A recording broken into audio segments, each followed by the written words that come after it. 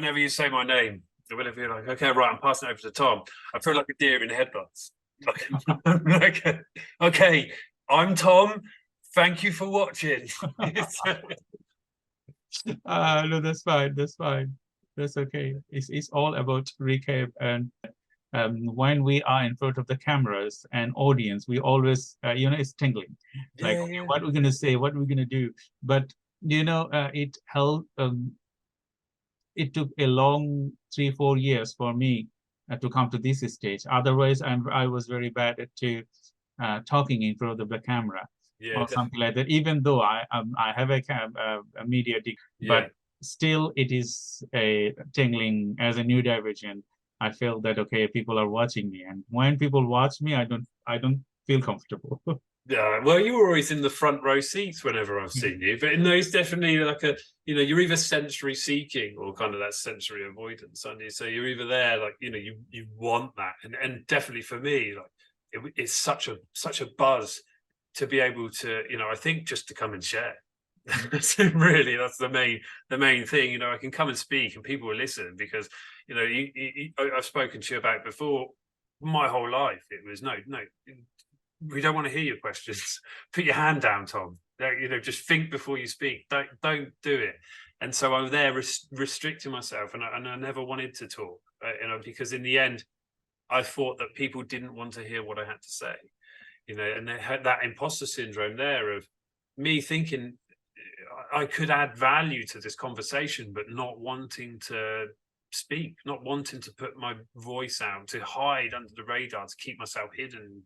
Because I was told that I wasn't welcome to speak. I wasn't allowed to talk. That was the problem, because I also faced a lot of different things from my childhood, being neurodivergent, and then with having difficulties. Then after my operation, I have speech difficulties. I have pronunciation problem. My face is different, and my eyes are closed. So even though I see in one direction, people think that I'm seeing in other direction. So a lot of things it wasn't helpful, but still it was my super willingness, I would say, to come to this stage. Okay, I will do it. Doesn't matter that I cannot pronounce it. My English is my English is not good. I lost all my vocabularies or sentence making capacities, but still I have the capacity to talk. I have the capacity to engage, and I have the capacity to transform. So that's why I didn't stop. And that gave me the freedom and the development till now.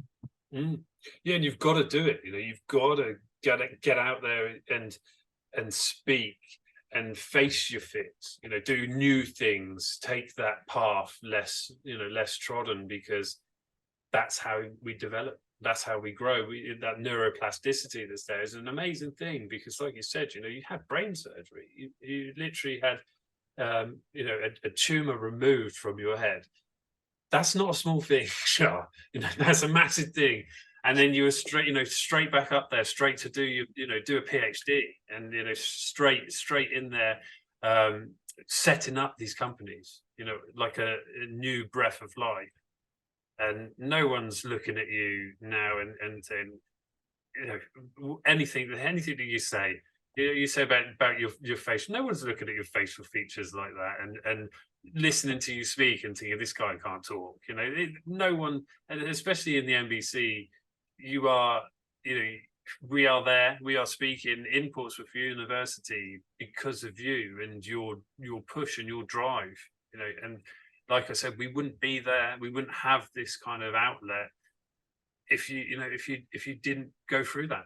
You've walked through the fire. So, and I've walked through the fire, and we have to keep walking through the fire so that our kids don't get burned. That's the main drive for all of us, I think, is to create a better future. And, that's why I get so, when I've said about being a deer in headlights, because there's so much, I've put so much into this. I've got so much, not to lose, but I've put so much heart into this, because this is my goal. This is my drive. This is my life's passion here. And if I don't, I know I'm just going to be beating myself up forever. That's the true thing that we wanted to send our masses across, because many neurodivergent people, they are capable of doing great work, but they are being placed in such work that they don't want to do it, but they're doing it, and they have great they have great talent. And if we can transform maybe 1% of those talent to come to the mainstream education or workplace, it will be different. It will be amazing. Yeah. Well, the kind of work that I do, and even in my hobbies are just helping people, and I have literally, I spoke about it earlier, and I don't want to, I won't mention any names, but there's young lads that I work with, they're my friends that I speak to, that I go and meet them and try and help them best I can, and give them just advice, because no one's treating them like adults. No one's giving them the opportunity to speak about what they actually, what they actually want to do, or the problems that they actually have. They don't have that time. No one gives them that time.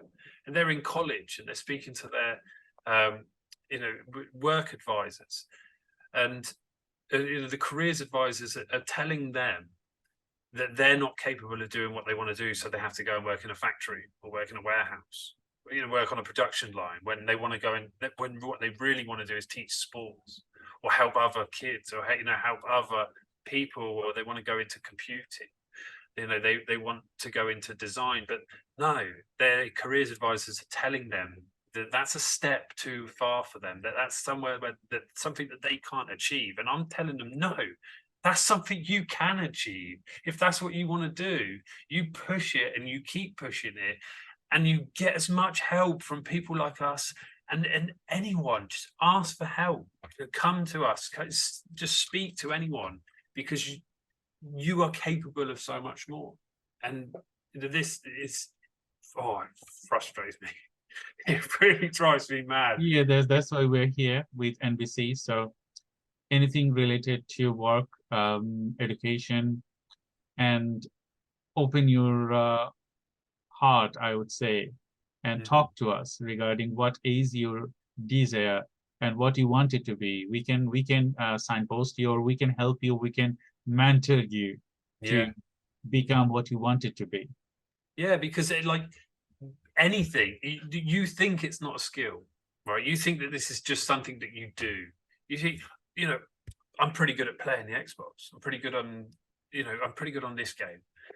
That's a skill. I bet you any money that you are so good at doing that specific level, or you are so good at playing this specific musical instrument, or you are reading, or whatever. There is something there that you think is not a skill that is a skill, and that that's the thing. work with. Neurodivergent people are way, I think, forward of a lot of thinking that maybe that is not a skill at the moment, but in 10 years' time, it will be a skill. We didn't know that there will be YouTuber that will be a skill like YouTuber, or that will be skill like gamer.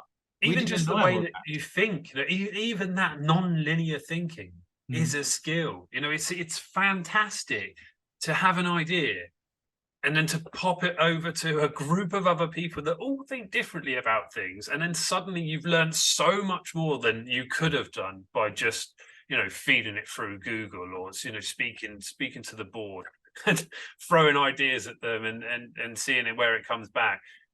That's not, that's the past. That's Jurassic.